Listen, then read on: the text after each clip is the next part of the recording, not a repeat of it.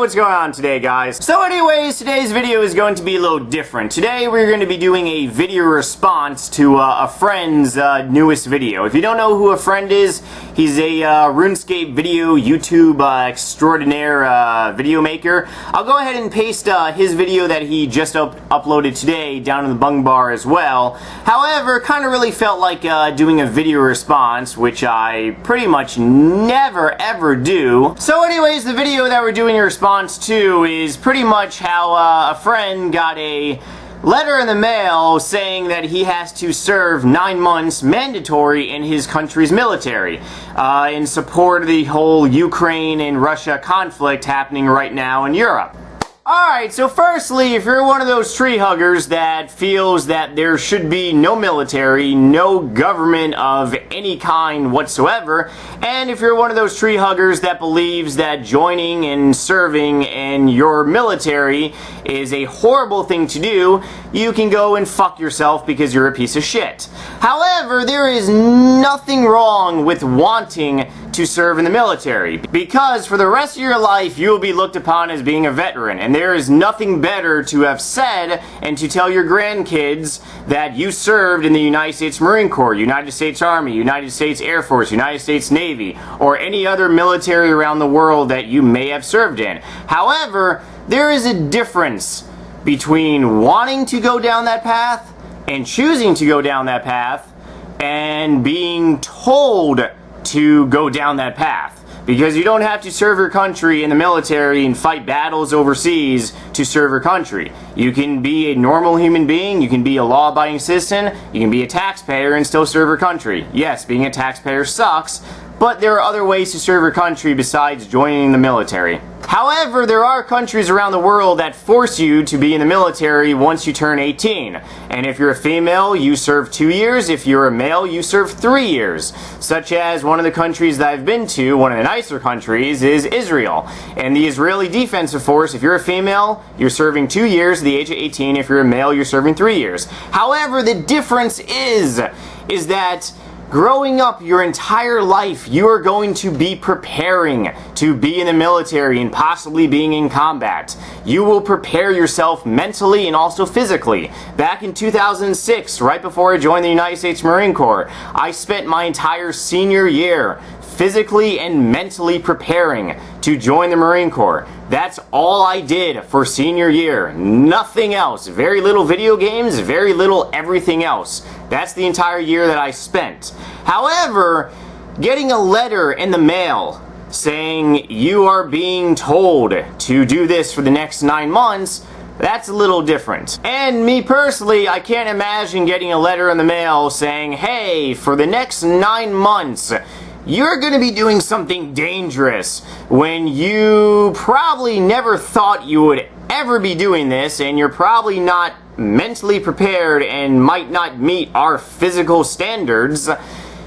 It's a horrible feeling, and I don't know what type of feeling you're feeling right now, but I'm sorry, and it must be horrible and awful. Because when it comes down to it, if you're not mentally prepared, you're not physically prepared. And to be perfectly honest, it doesn't matter if your bicep is the size of my neck.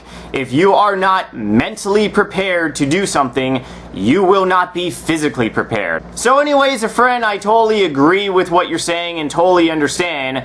Mainly because a couple years ago, if my cousin, as much as my cousin loves this country, if he got a letter in the mail saying, hey, guess what, you're going to be deployed to Afghanistan for the next 6, 7, 9 months, I'm pretty sure my cousin would say, go fuck yourself. One, because he may not want to do that. Secondly, he's not mentally and physically ready and prepared.